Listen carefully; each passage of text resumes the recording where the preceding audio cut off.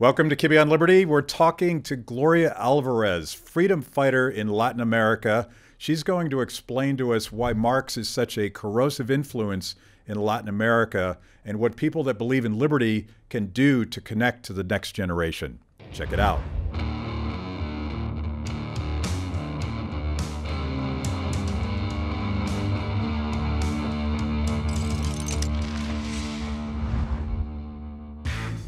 It's awesome. And Yes. that's kind of your thing. Are we ready? You're really right. Are you ready? Yes, I'm ready. Okay. Gloria, good to see you. Good to see you. I'm so glad to be here. We are both in New York City because you are speaking at the Atlas Society tonight, which Yes. is an organization sort of inspired by the philosophy of Ayn Rand. Yes. What are you going to talk about? Well, they asked me to talk about the influence of Ayn Rand in my personal life and the journey that I made throughout Latin America, trying to promote her ideas to an audience that has never been exposed to objectivism or even true free market capitalism. So when I first read Ayn Rand, it was 10 years ago with Atlas Shrugged, and it's such an honor for me to be speaking on the 10th of October, the anniversary of that amazing novel. And since then, on my radio shows, first in Guatemala and then in the rest of Latin America, I started promoting her ideas, trying to disguise them without talking about like capitalism or objectivism. I would be like, well, you know, guys, if you are looking to study a college career that your parents don't approve, maybe, I don't know, you want to be an astronaut or you want to be a chef instead of like a lawyer. I have this amazing book called The Fountainhead, and it's about this architect who he wanted to stick to his vision on how to make buildings. And so if you're looking for good arguments to defend your cause, read that book. And like messages like that was the way that I started talking about free market, the power of the individual. Don't wait for the government to solve your life because they're not interested in that. In fact, the poorer and the more ignorant you are, the cheaper it is for the governments to buy your vote. So try to look for your own path. I also promoted a lot of scholarships, teaching Guatemalans how to go online and find opportunities abroad, getting scholarships to like open their horizons. And then the word libertarian stepped out of Francisco Marroquin, which is the university that we have down there that promotes these ideas. And now it's a pretty common concept that everyone at least has heard of. Yeah, so in this country, Hollywood types are more drawn to Anthem, which is her small novelette, and The Fountainhead, which is really about artistic integrity. Yeah. That the establishment, the government shouldn't tell you what your art is, and you should sort of follow your own path. They're less comfortable with Atlas Shrugged because that's about the virtue of sort of entrepreneurship and production and that kind of thing. And they don't get that because economics is not their thing. So it's I like the fact that you're trying to translate objectivism into something that people can actually connect with. Yes. Which is what she did. She wrote a book, right? It was a novel. It was a whodunit. It wasn't until later when she sort of wrote these philosophical tomes that are more for a niche market, like people that really want to dig deep. Yeah, for me, it was very transformative because when I studied in Marroquin, you have to have economic classes and Mises philosophy, Hayek philosophy. So I already have read Milton Friedman and Bastiat and public choice theory. But when I read Atlas Shrugged, I was like, my God, this woman, she integrated everything. This book is about religion and sex and the power of the individual and the political struggle and the hypocrisy of societies that I've been seeing all over Latin America. Businessmen that behave with their countries in a way that they wouldn't even behave with their own companies. They finance the political campaigns of people that they wouldn't hire to be their managers in their business. Yeah. So everything, it's reflected there. And also in my personal background, my grandparents and my dad is from Cuba, and my other grandfather was from Hungary. So everything that I read about communism in that novel was also the same things that my grandparents taught me about of the former Soviet Union and Cuba, which is now what is happening in Venezuela. So people are like, oh my God, you're so bright at understanding this reality. And I'm like, it's not that I'm so bright. It's that if you look at history, you understand that it's always the same formula. It's fascinating how vividly socialism has failed again and again and again, and yet we continue to be romanced by this idea, and that's a lot of what you're trying to do. But before we move on, because I want to talk about Francisco Marroquín, because I don't think that most folks watching this even know what that is. But yes. But one of the things that Ayn Rand did in Atlas Shrugged, you mentioned public choice theory. And she very clearly lays out the way that government and DC insiders sort of corrupt entrepreneurship and businesses. And instead of competing for customers or trying to create a better product, you go to Washington and you get legislation that screws your competitors. It's sort of public choice 101, but she got that, I think, before Buchanan wrote his stuff. I'd have to do the math on that. But so she did. She sort of wrapped it all up. But you use the word libertarian and objectivist and public choice, but of course when we communicate with people, they don't know what that stuff is. Yeah. And so what is the, when you're talking to young people in Guatemala or in Venezuela, I know you spent some time in Venezuela as well, what's the story, the value proposition that you connect with them on that's different than socialism top-down, one-size-fits-all? Well, I go to the psychology and the self-esteem because what I found doing radio and being in contact with young people is that the root of the problem is that young people in Latin America are taught since they're little kids to be victims. You are always the victim of the gringos who have always invaded us and dictate our policy, or we are the victims of the Spanish Conquista, which happened 500 years ago, or we are the victims of the oligarchs. It's always someone else to blame. And also we have the component of Catholicism. Catholicism embraces poverty as a virtue in itself.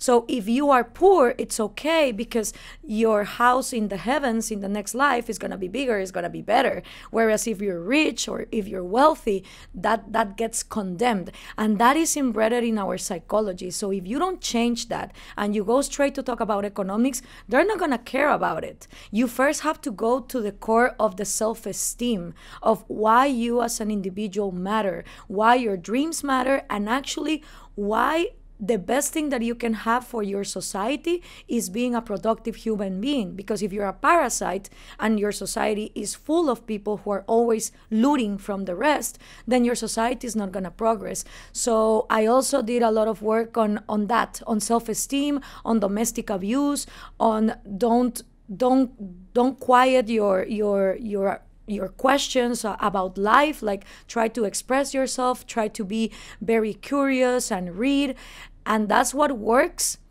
And once you have that level covered, then you can propose the economics. Yeah, we haven't done enough on that, and I watch the left in our country, Alexandria Ocasio-Cortez, beats almost a single drum about dignity, economic dignity, and I know from reading Ayn Rand and from just practical life that you don't get dignity because a politician gave it to you. You don't get dignity because there's some program that says you are now a dignified human being. You have to work for it.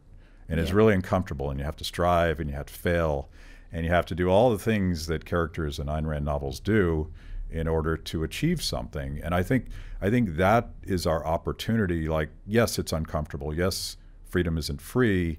But if you really want to have a flourishing life, you can't get that from politics. Exactly. And that's like the advantage in Latin America, because in Europe and in the US, at least there is the fake facade that the welfare state works, right? If you break your knee, someone is going to help you in the hospital. Or if you go to public schools, there is electricity, there are books, there are computers. So it's like an opportunity cost, a competitive advantage, because in Latin America, governance and politicians are so corrupt that the welfare state just doesn't work. So you can teach, you can show it to people, right? It's like, listen, this is not working. So you have two options. You can spend your life as a victim, always demanding some miracle from the populist messiah to fix your life, or you go and you do your own thing, which actually most people in Latin America do. Our informal economies are huge, like 60% in countries like Mexico, 80% in Guatemala, which indicates us that people really try to do their own path, or they come to the U.S. Yeah. Well, let's talk a little bit about the context for Latin America, and let's assume our audience doesn't know a lot about it, but the rise of Marxism and Che Guevara and socialism as an alternative to the status quo is not necessarily a rejection of free market capitalism. It's a rejection of something else. Yeah, well, you cannot understand Latin American history without, I think, three things that we already mentioned. First, the Spanish conquista, a difference than how was the colonies of the Anglo-Saxon world in the United States, where private property was enforced and that equality under the law was established. In Latin America, the rule of law was completely different depending on the group that you represented. If you were indigenous, there were laws for those groups. If you were African American, if you were a son of the Spanish families. So we have never had rule of law.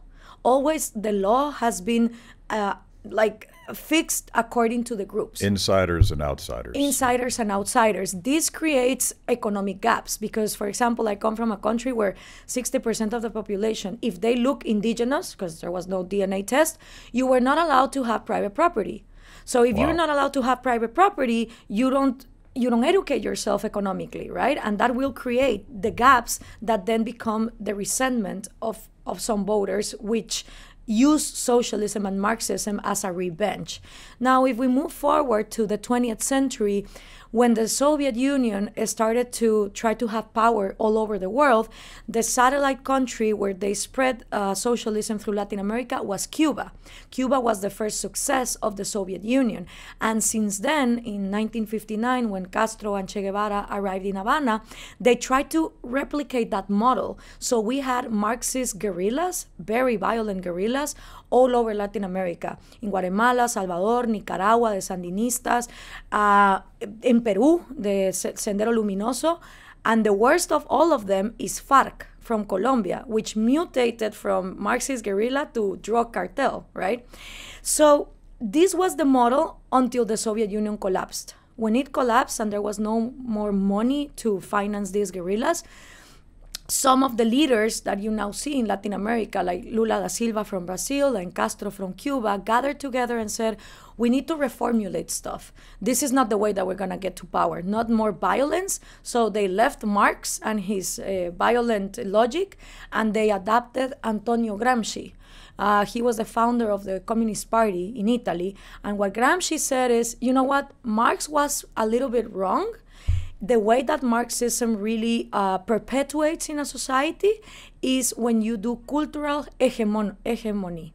So this means permeate the culture with a new understanding of life, with new concepts. For example, there is the people and there is the group of the anti-people, and you can call it whatever it is, you know, like the oligarchs versus the people, the white versus the indigenous.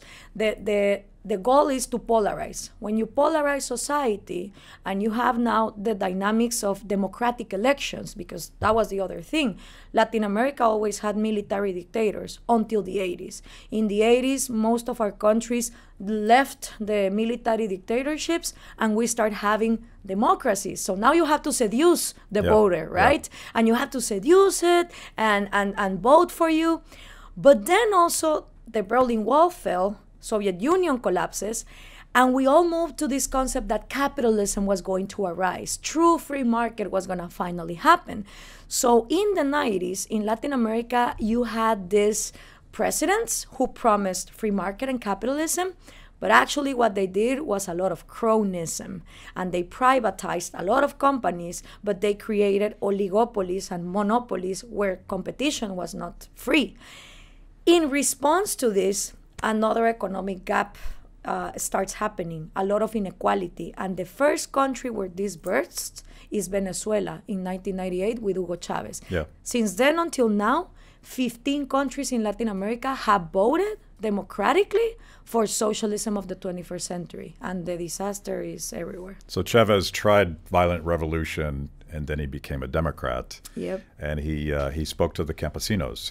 He was talking about us versus them. Do you think, and I don't know if there's a perfect answer for this, but was Chavez always a Marxist, or was it an opportunistic Marxism? No, actually, how it happened is Chavez makes a coup d'etat in 1992 that fails. And then in 1994, Fidel Castro invites him to Havana, Cuba, with the excuse that they were going to inaugurate the Simón Bolívar house. Because another thing that these guys have done is they take our founding fathers, who were actually very classical liberals. Simón Bolívar admired the founding fathers of the United States. But they take these figures and they mutate them to become Marxists. When he invites him in 1994, he explains to him the whole plan of trying to win democratic elections. But Chavez wasn't Fidel's first choice. He wanted Lula from Brazil. But then when he saw that Chavez had more chance of winning in Venezuela, they started investing on him in the intellect. What Cuba provides is always the intelligence, but Cuba has always needed resources. So when the Soviet Union collapsed, they opened to tourism, right? And they opened to drug dealing. And then the oil of Venezuela financed that strategy. And that's when Chavez starts becoming Marxist. Yeah. What is the alternative to that? Because I think a lot of these successes in terms of actually democratically electing socialists is a reaction to something that's not great. It's a reaction to insiders kind of gaming the system. I actually think we have the same dynamic in this country. Not just AOC, but that entire generation of millennials, they grew up watching Democrats and Republicans bail out Wall Street. Yes. And they're like, I guess that's capitalism. Exactly. So the alternative to capitalism, well, I guess that's socialism, but there's some problems with that. So let's call it democratic socialism. Yeah. Is that the same dynamic in Latin America? It's exactly the same. We come from feudal economies where different oligarchies in the big industries like coffee or cement or beer have had huge monopolies, and they have been getting favors from the government since the 19th century, and people confuse that with capitalism. So they say, okay, it's the time of the people. Enough with the conservative oligarchs that also don't want to talk about serious issues that are happening in our countries, right? Like abortion, the war on drugs, prostitution, trafficking of people. These issues, the conservatives have for decades ignored, and they think that if they just shove it down like a big carpet, it's gonna disappear. So the left takes this new brands of, if you are gay, come with us. If you worry about the environment, come with us. If you want to legalize marijuana so you can smoke pot, come with us. And all these flags makes socialism attractive to millennials. So you're like stuck in two extremes that at the end benefit from each other, because because socialists hate free market, and because of the lack of free market, these oligarchies can be in power forever. So it's like two aspects of the same extreme, and that's why the libertarian proposal and the objectivist philosophy can do a lot to offer. That's why I wrote 2 books, like How to Talk to a Progressive and How to Talk to a Conservative, in the sense of saying, listen, this is the libertarian offer. Neither the socialists, neither the conservatives are talking about these proposals. Yeah. So you went to Venezuela, Mm-hmm. and that's not a safe thing to do. What year was that? 2015. 2015. Yes. So things were already falling apart. Oh, yes. Tell me what you saw on the ground. Well, in the moment that I arrived, the first facade that I saw in the airport was the duty free. They keep having all these big brands posters like Chanel and Givenchy and the models. And when you look from afar, the duty free, you see it like it's full. But when you come close, it's all filled with these like little shampoo bottles that you would see in hotels. Yeah. There are no brands. There's nothing. It's like they just fill it. So it looks like something is there. I came out of the airport and a van with no plaques and completely dark glasses started following me. I learned that was the SEBIN, which is like the KGB of Venezuela. They followed me everywhere. The minute we crossed Caracas, you start seeing favelas, and they explained to me that these favelas have multiplied in the last 2 decades. Like places where before there were only mountains with trees, now are full of favelas. When you get in this... What is that? Favelas is like slums. Okay. It's like slums in the mountains. So they have multiplied in these years. The minute you get in the city, you start seeing like, I guess what Rome had to look after the barbarians just like destroyed it. You can see that it was a huge city with beautiful avenues and parks and buildings, but everything is falling apart, like what you see from Havana, like there's no painting for the buildings or nothing. I arrived in a hotel, one of the few hotels that still operated in that time, and they had water shortages and electricity shortages depending on the time. What I also saw, I went to a supermarket, a nationalized supermarket, and they have military outside. So they give you a ration card, and you can only go 2 times every week. And they tell you what you can acquire. But then when you get there, there's nothing. Yeah. So what they do is they cover with dark plastic where the meat should be, where the cheese or the vegetables, and they put photos of Chavez. And it's like you're sacrificing for the revolution. So I put my cell phone in my belt, and I started filming that. But if they catch you doing that's like a felony and you go to jail. So I filmed that to show the world how the scarcity was doing. When I did my conferences, they sent people to try to boycott me. They sent this poor old man, and I was on stage, and I tried to start my conference, and he was like, "You liar, you capitalist pig, you're hired by the CIA," because it's always this rhetoric, anti-Yankee rhetoric, which doesn't make any sense, right? Because these guys always say, "Oh, we are going to put an end to the United States," but suddenly, when everything falls apart, the Yankees were even under the floor, organizing the chaos. It's so ridiculous. So what I did is, because this man wouldn't let me start, I said to him, "You know what? Come to the stage. Why don't you finish telling me everything that you need to say? Yes, I am a capitalist pig. Yes, I am paid by the CIA. What else?" In the moment he saw that I was filming him, he was like, "Don't film me," and he ran out. And I was in the National University of Caracas. There were like 600 students.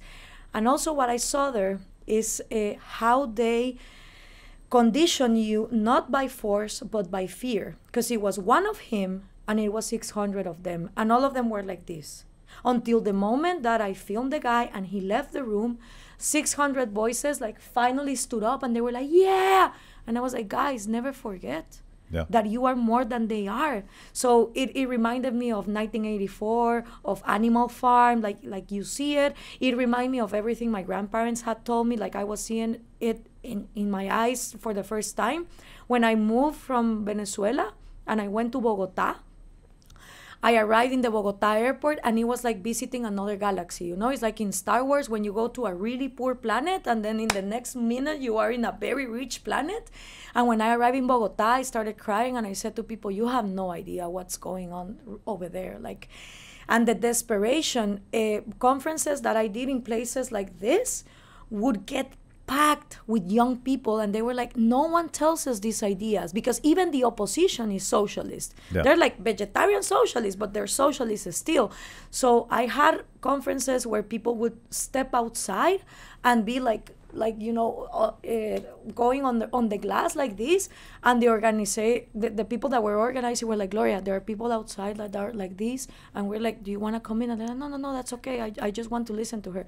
Never in my life I had seen such a desperation for the message of freedom. And when you go to other countries in Latin America that are not in that situation, young people don't care.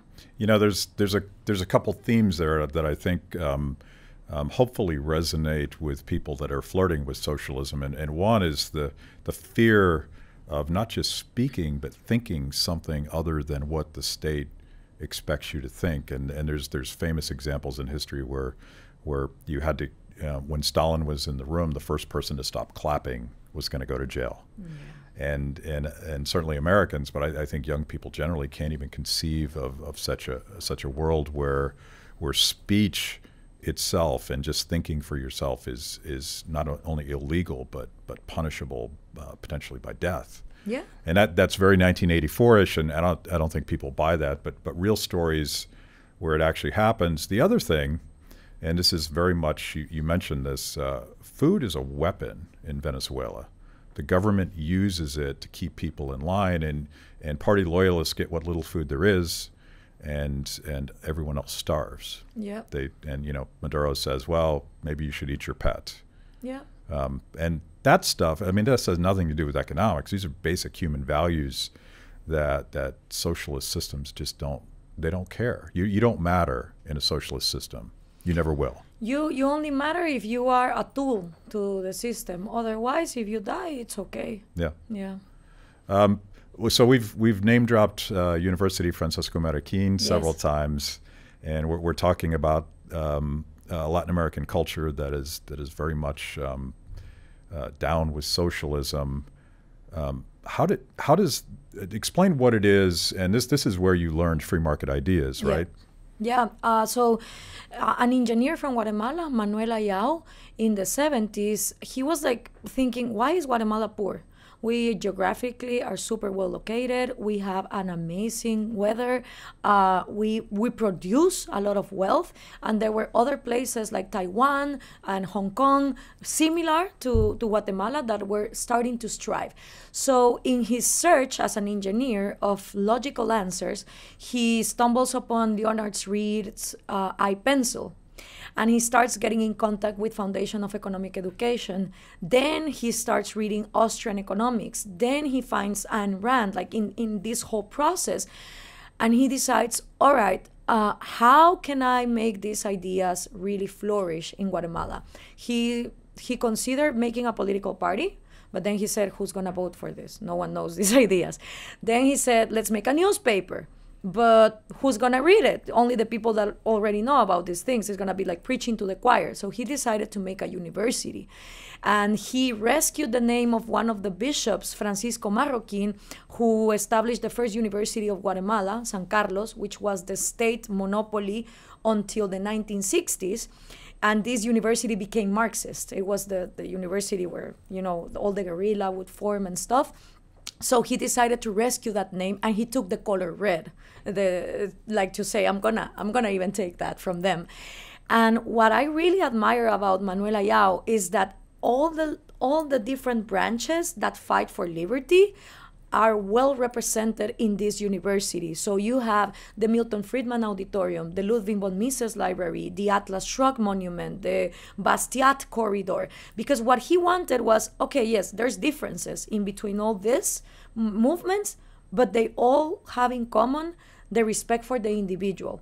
And so the mission of this university is to educate people in the ethical, economic, and social principles of a free society where individuals are responsible of their own lives. So it doesn't matter what you study. You can study medicine, architecture, or international affairs, as I did. You have like these mandatory courses of economic process, Hayek philosophy, Mises philosophy, public choice in my case, law and economics. When I chose this university, I had no idea. Because in Guatemala, Francisco Marroquín is not appreciated as the unique jewel it is, you know? It's just one other university. I chose it because it was the only one that offered the career that I wanted to study. And then when I was there, I was actually quite skeptical when they started, you know, shoving free market in my face. I was like very ironic at first. And I was like, oh yeah, you know what? I'm going to put a drugstore. And my professor of economics was like, why a drugstore? And I'm like, yeah, that's what I'm going to do in life. I'm going to put a drugstore. And every time someone comes in with like a sickness or a worry, I'm going to give them a little paper. And he was like, why a little paper? And it's like, yeah, when they open it, it's going to be like, don't you worry. The free market cures everything. He's like, Gloria, my God. And I was like, but for you guys, it's like that? He's like, oh, magically, the free market is going to cure the inequalities. So I was very skeptical. It was like, okay, the free market, but why? Which I think was also the path of Rand. And she criticized libertarians, which I consider myself one, because of that, right? She was like, they don't go deep enough into the philosophy. So I needed that explanation. But then when you go to the other side, and you see what totalitarian regimes do, you also understand that that's not the way. So along the years and reading Rand, and also I studied in Europe and watched that socialist pantomima kind of working, but not. Then I was like, yeah, the free market is what really gives everyone the chance of at least try. It's really an amazing place. And I've been there maybe a dozen times, and there's nothing else like it in the world. Right. Yeah.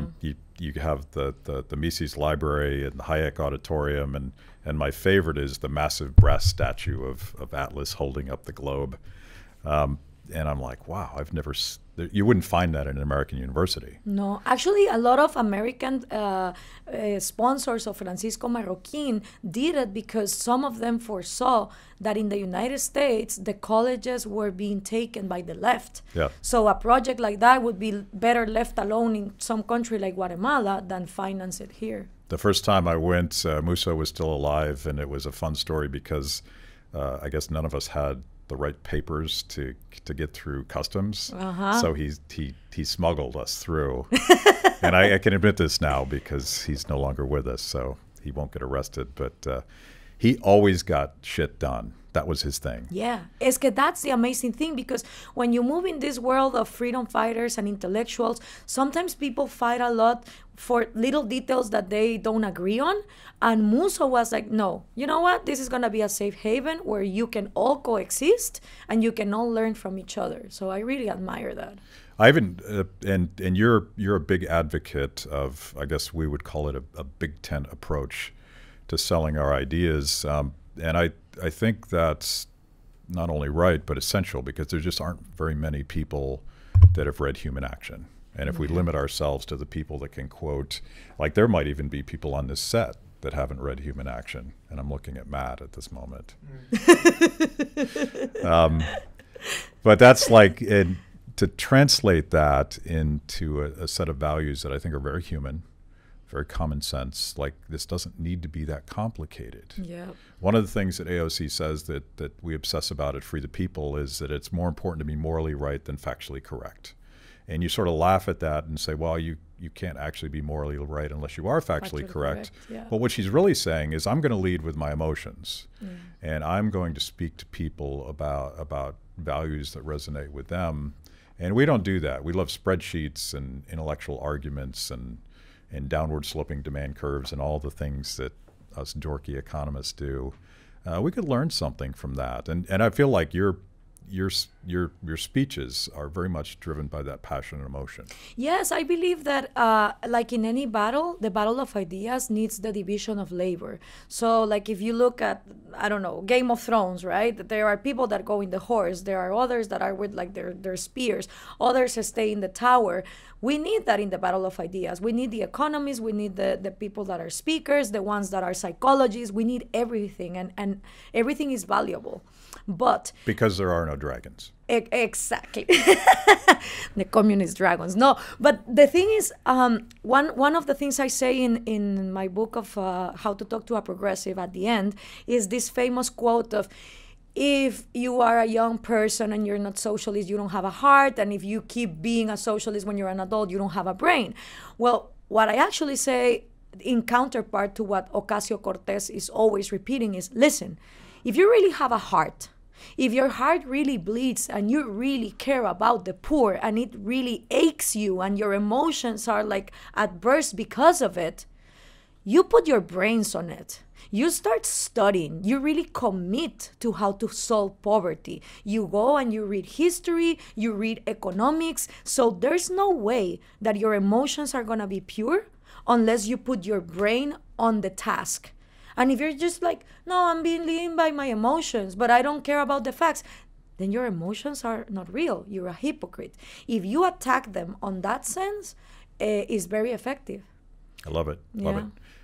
We're going to end it there, but tell us how we can check out more of your stuff. How do we find... Yes, well, I have most of my stuff is in Spanish, but currently I'm doing more stuff in English. We've done things with the ARI, also with John Stossel, and with Fee, and now this.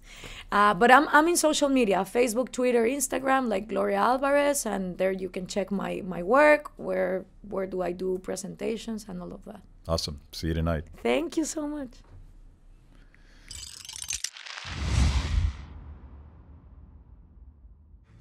Thanks for watching Kibbe on Liberty. By now, you know this is the most important event of your week. So make sure you subscribe on YouTube. Click the little bell so you get notifications. Kibbe on Liberty, mostly honest conversations with mostly interesting people.